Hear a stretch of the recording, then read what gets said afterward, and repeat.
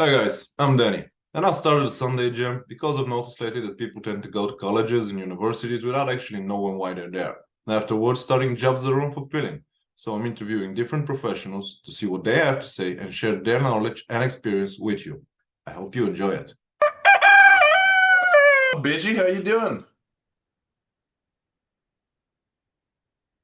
Hello? Can you hear me? I can hear you now. I couldn't hear you. Oh, okay. Well, we can start now. Don't worry. Right on. Beechy, how you doing, man? I'm great. I'm great. I'm great. Good to be here. Well, it's good. It's good that you're here because you have a lot to share. The program will be focused on three main questions. What do you do for a living? How did you get there? And how did you knew that this was the way to go? So, tell us what you do for a living, please. What I do for a living, I do several things.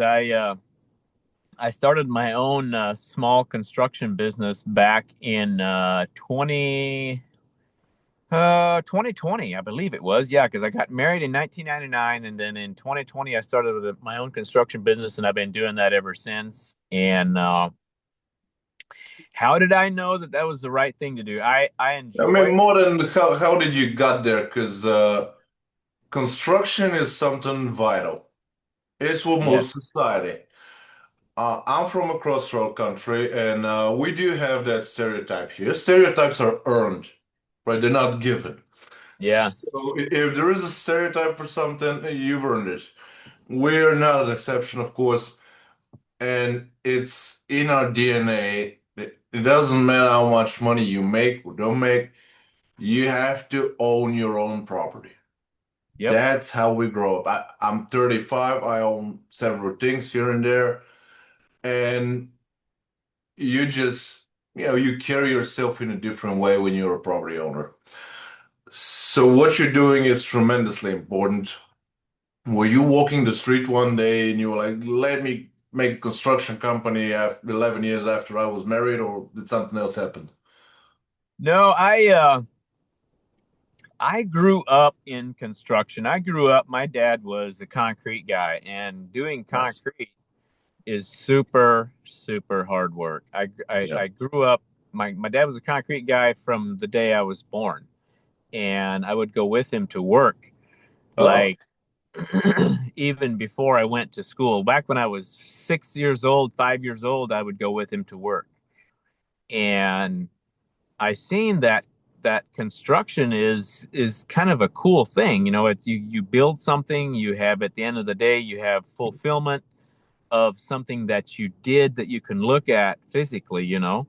You yeah. can see what you did at the end of the day. But I told myself growing up, I worked for my dad until I was 17 years old and doing concrete work. And we also lived on a farm. And I knew I didn't really want to be a farmer. I knew I didn't really want to be a farmer because I just didn't really like farming that much. Um, we used to milk cows, you know, and all the things, but I always was enthused by the construction thing. So I moved, I ran away from home when I was 17. Like I ran off, I was rebellious, all the things, you know. And then I got married a couple of years after that and started my own, you know, when I left home, I went to work for a company that built houses, not concrete. They didn't do concrete. I wanted to get away from concrete because it was such hard work. So we built houses by hand, like we framed them, you know, with Okay. we would frame houses from scratch and build the walls, built the floor, built the roof, etc. And I learned that I like construction better than a lot of other things that I had done up at that till that point in my life. So I worked for a construction company for a couple of years, and then I decided to start my own business. You know, because I wanted to be my own in control of my own time. You know, my own boss. Um, so that's what I do now for 26 years. This has been 26 years now that I've had my own business, and it's been some days have been really hard, you know, very hard. But Of course. it's I had to learn a lot about business. You know, I had to learn a lot about business, and I didn't know I knew how to do the work, a lot better than I knew how to manage my money, but I had to learn to that if you're going to, be a business owner, the most important thing that you really need to do is figure out how to manage your money. Yeah. Fairness, no, you actually did the right thing. Because a lot of people are going to school to learn how to handle money, and then they start something, and it's an absolute catastrophe most of the time. I've been doing interviews for a couple of years now. I graduated finance and accounting, right? But I was 15 or 16 years old when I knew exactly what I'm going to do for a living. So for me, it's not exactly that. I mean, things haven't changed for me at all. But a lot of people, you did the right thing, because you understand the business. Okay, fine. There are some gaps about the financial knowledge here and there. I assume there are some financial gaps regarding the accounting of that company. I assume you have a professional hired for that. But at least you know what you're doing and you know the niche, which is far more important. At the end of the day, you can mess up a few things. And, Yeah. and this is why I love finance accounting, especially in the transport and logistics sector where I've been for so long.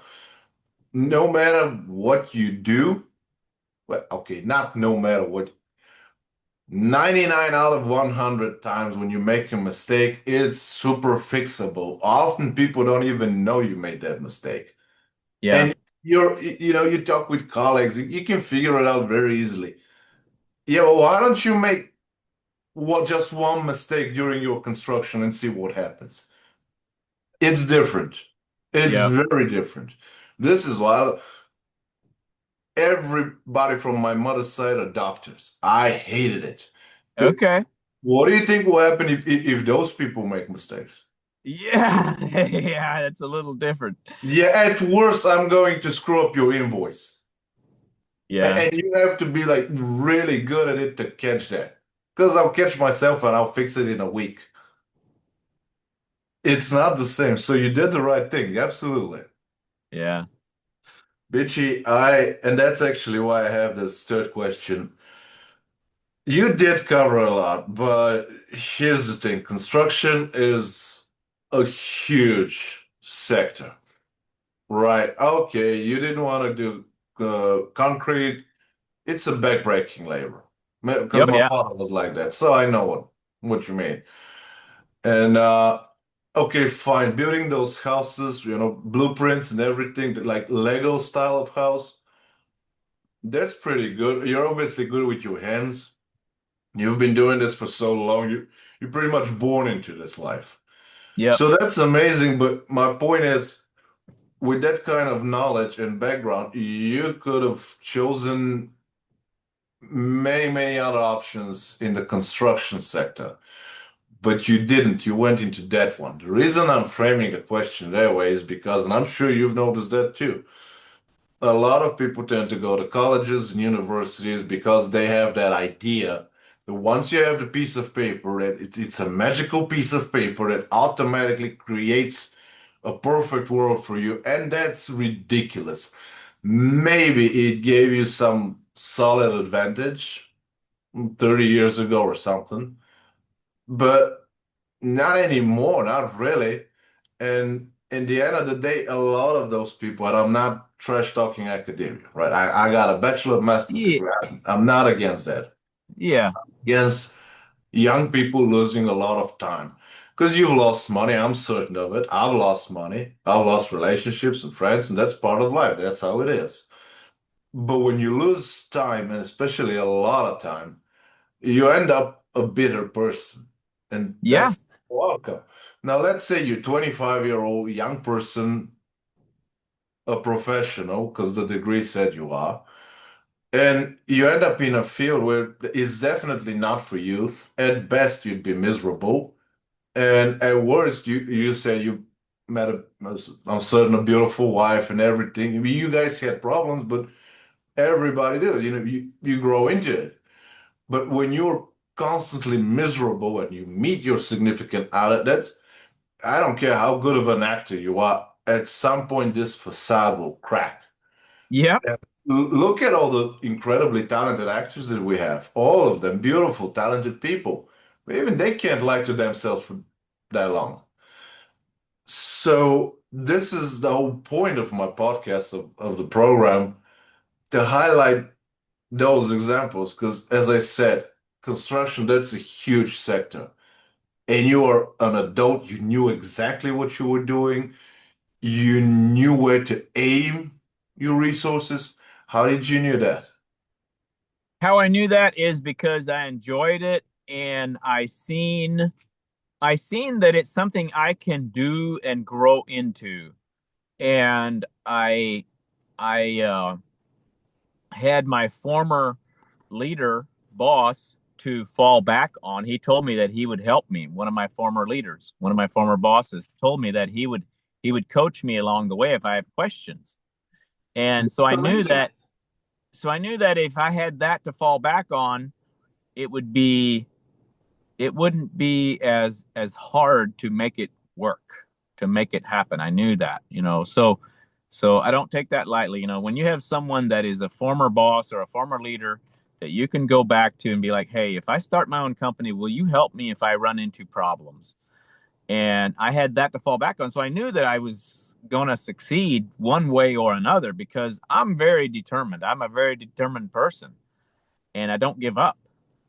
I make videos on social media now that my shirt says never give up, you know, because a lot of people give up too quickly in life. They Yeah. give up when it gets hard. They're like, "Oh, this sucks. Let's go do something easier." No, I don't do that. I've never been that guy to go look for easy. I like easy, of course, because I'm human.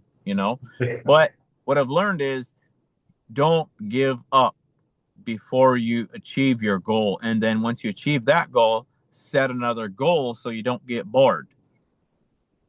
No, absolutely. Even in my career, I have never, well, I changed the sector for a while because I was experimenting.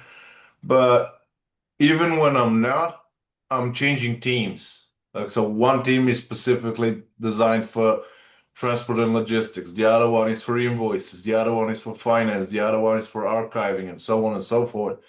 Takes you out of the comfort zone.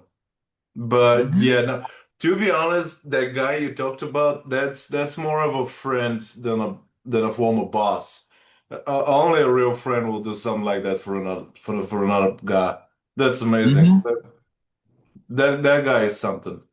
Mm-hmm. You said about the farm.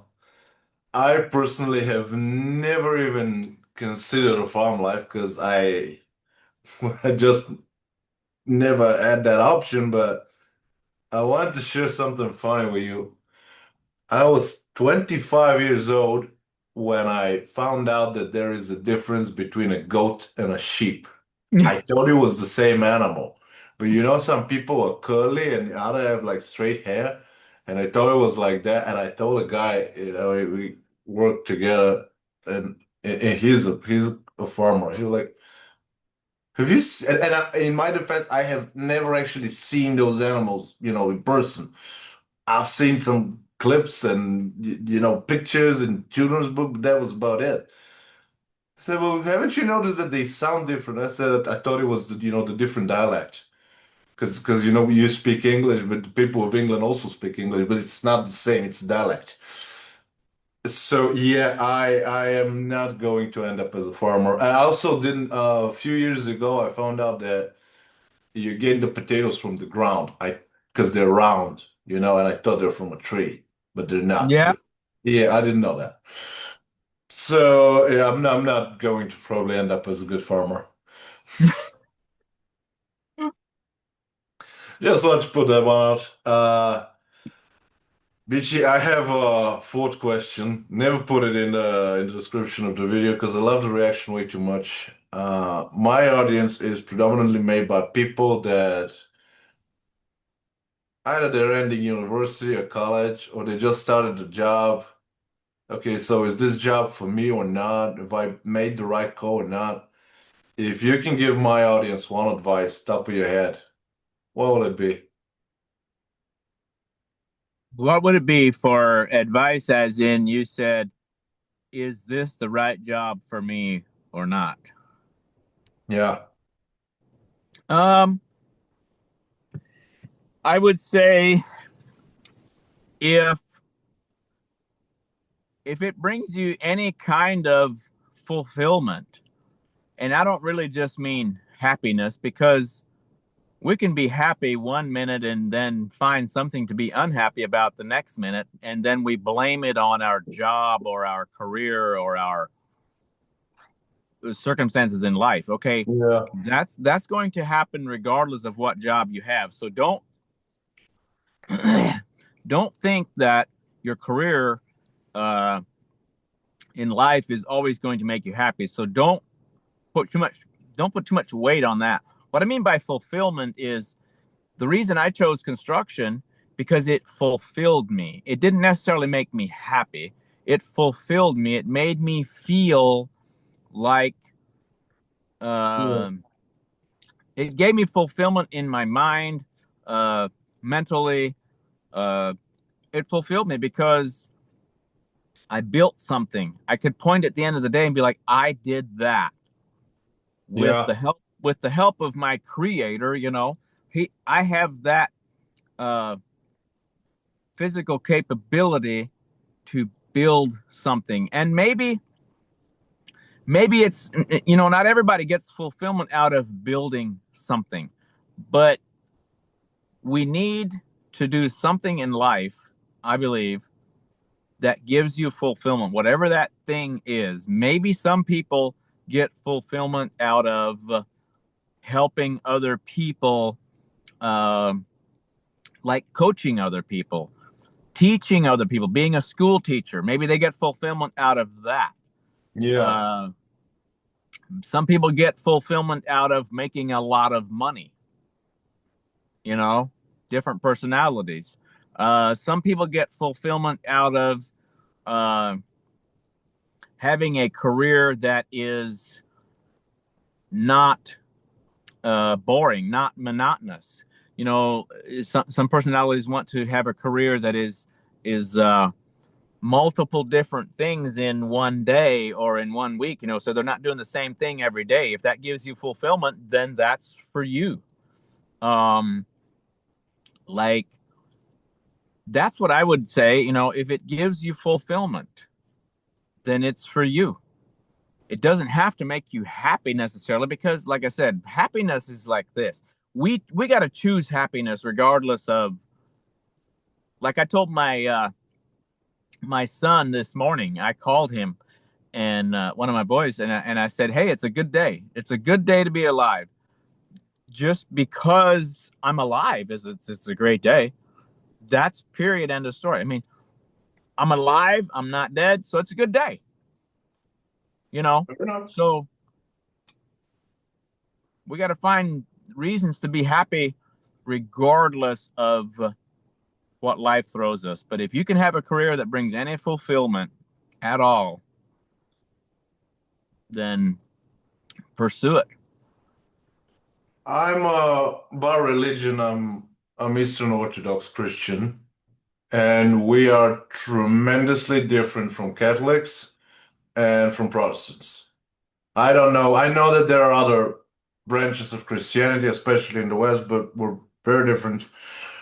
We do have this philosophy that fulfillment you're talking about, that's when you're doing something you were meant to do, what you were made to do.